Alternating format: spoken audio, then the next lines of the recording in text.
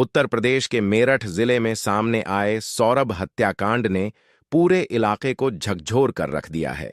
एक ऐसा मामला जिसमें प्रेम, विश्वासघात, साजिश और क्रूरता की सारी सीमाएं पार कर दी गईं।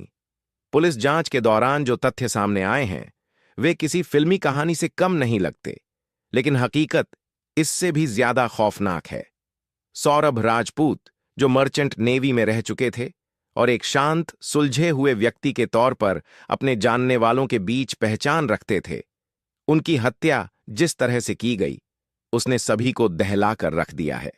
उनकी पत्नी मुस्कान और उसका प्रेमी साहिल शुक्ला दोनों इस जघन्य अपराध में संलिप्त पाए गए हैं और उन्होंने अपना गुनाह कबूल भी कर लिया है। लेकिन इस अपराध को अंजाम देने से पहले और बाद में जो घटनाएं हुईं, वे इस पूरे मामले को और अधिक भयावह बना देती हैं। पुलिस का मानना है कि मुस्कान ने इंटरनेट का इस्तेमाल करते हुए गूगल पर नींद के इंजेक्शन और दवाइयों के बारे में सर्च किया।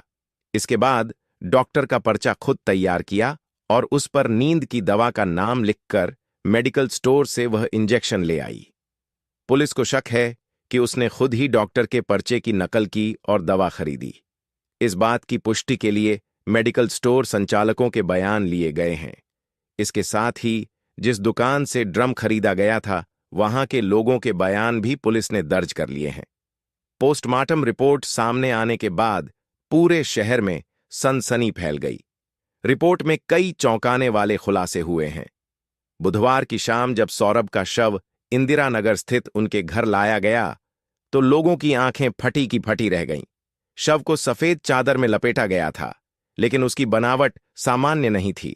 शव की लंबाई अपेक्षाकृत कम और चौड़ाई अधिक लग रही थी, क्योंकि पैर पीछे की ओर मोड़े गए थे और गर्दन तथा दोनों हाथ धड़ से अलग कर दिए गए थे। यह सब देखकर लोग स्तब्ध रह गए। शव को देखकर हर किसी के मन में सवाल उठ रहे थे और लोग आपस में चर्चा कर रहे थे कि आखिर कोई इंसान इतना निर्दयी कैसे हो सकता है। पोस्टमार्टम करने वाली मेडिकल टीम भी सौरभ के शव की हालत देखकर स्तब्ध रह गई। डॉक्टरों ने बताया कि वह शव अपने आप में इतना विचित्र था कि ऐसा पहले कभी नहीं देखा गया था। सौरभ के शरीर पर चाकू के कई वार किए गए थे, जिनमें 3 सीधे उसके दिल पर किए गए थे। ये वार इतने गहरे और तीव्र थे कि दिल पूरी तरह से क्षतिग्रस्त हो गया था।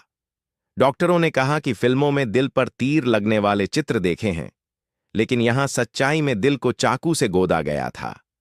इस दृश्य ने मेडिकल स्टाफ को भी झकझोर दिया। पोस्टमार्टम के दौरान लगभग 1.5 घंटे तक जांच चली, जिसके बाद शव को परिवार वालों को सौंप दिया गया। डॉक्टरों का कहना था कि वे साल भर में सैकड़ों पोस्टमार्टम करते हैं, लेकिन सौरभ जैसा केस कभी नहीं देखा। आमतौर पर शवों पर संवेदनाएं नहीं उमड़ती, लेकिन सौरभ की हालत देखकर कई डॉक्टरों की आंखें नम हो गईं। यह शव कुछ ऐसा था जिसे देखना और भूल जाना आसान नहीं था।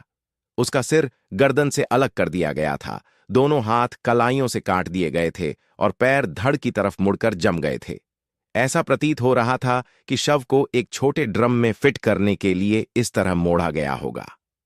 इतना ही नहीं, शव को सीमेंट और डस्ट से भरकर एक ड्रम में डाला गया था और ऊपर तक पानी भर दिया गया था, ताकि शव जल्दी सड़े गले नहीं और दुर्गंध भी न फैले। पोस्टमार्टम हाउस में जब ड्रम लाया गया तो उसे पहले कट्टर से काटा गया। इसके बाद उसमें जमा हुआ सीमेंट भी हटाया गया, तब जाकर शव को बाहर निकाला गया। इस पूरी प्रक्रिया में करीब 1 घंटा लग गया।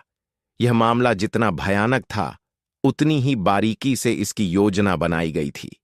मुस्कान ने हत्या के बाद सबूत मिटाने के लिए पूरी तैयारी कर रखी थी। उसने ब्लिंकिट जैसी डिलीवरी सेवा से ऑनलाइन ब्लीच मंगाया, जिससे उसने पूरे कमरे और बाथरूम में फैले खून को साफ किया। जोमेटो और स्विगी से खाना मंगाने का सिलसिला भी रोजाना चलता रहा। मुस्कान और साहिल को बाहर का खाना बेहद पसंद था और डिलीवरी बॉय दिन में 8-10 बार उनके घर आते रहते थे।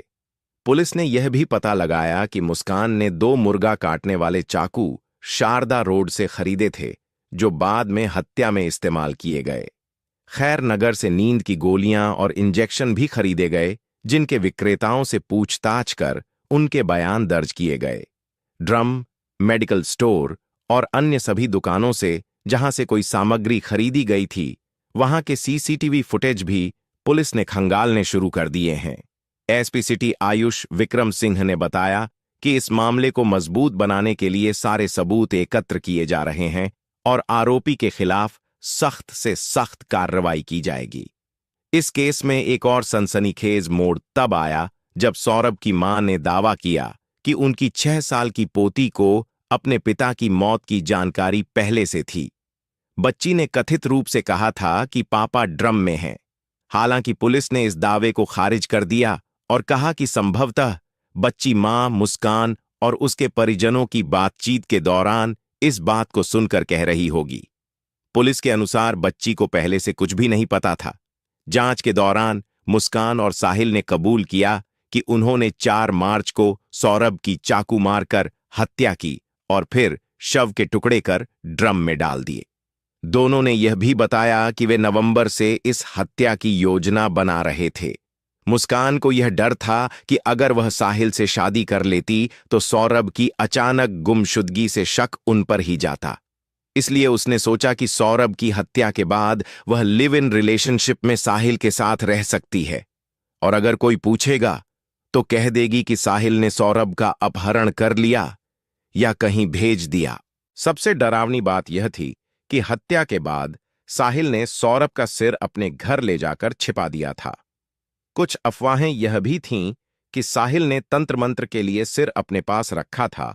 हालांकि पुलिस ने इस पर कोई स्पष्ट बयान नहीं दिया है और कहा है कि इस बिंदु पर अब भी पूछताछ चल रही है। सोशल मीडिया पर भी इस तरह की बातें वायरल हुई थीं, जिससे मामला और सनसनीखेज हो गया। साहिल और मुस्कान के रिश्ते की गहराई और मानसिक रणनीति भी चौंकाने वाली है। मुस्कान ने साहिल की कमजोरी को पहचान लिया था। साहिल अपनी मां से बेहद प्रेम करता था और उसकी बातें मुस्कान से अक्सर साझा करता था। मुस्कान ने इसका फायदा उठाकर उसे उकसाया। वह फर्जी आईडी से मैसेज भेजकर उसे भड़काती रही। यहां तक कि स्नैपचैट पर उसने सौरभ की फर्जी प्रोफाइल बना रखी थी और उसी से यह दिखाने की कोशिश करती थी कि सौरभ खुद अपने माता पिता से खतरा महसूस कर रहा है। इसका मकसद यह था कि हत्या के बाद अगर सौरभ की आईडी से कोई मैसेज सामने आए तो शक सौरभ के माता पिता पर जाए। मुस्कान और साहिल ने शिमला में एक होटल में पति पत्नी बनकर कमरा भी लिया था, क्योंकि बिना शादीशुदा जोड़े के उन्हें कमरा नहीं मिल रहा था। इस पूरे मामले को देखकर वरिष्ठ अधिकारी भी हैरान हैं। डीआईजी कलानिधि नैथानी ने इसे एक अत्यंत जघन्य अपराध की श्रेणी में रखा है और कहा है कि जल्द ही इस केस की चार्जशीट कोर्ट में दाखिल की जाएगी और कोर्ट में प्रभावशाली पैरवी कर आरोपियों को कठोरतम सजा दिलाई जाएगी। यह पूरा मामला सिर्फ एक हत्या नहीं, बल्कि एक ऐसी गाथा है जिसमें प्रेम, धोखा, मानसिक नियंत्रण, अपराध की पूर्व योजना और क्रूरता सब कुछ शामिल है। सौरभ की हत्या एक ऐसी घटना बन गई है जिसने सभी को सोचने पर मजबूर कर दिया है कि क्या इंसान अपने स्वार्थ के लिए इतना निर्मम हो सकता है।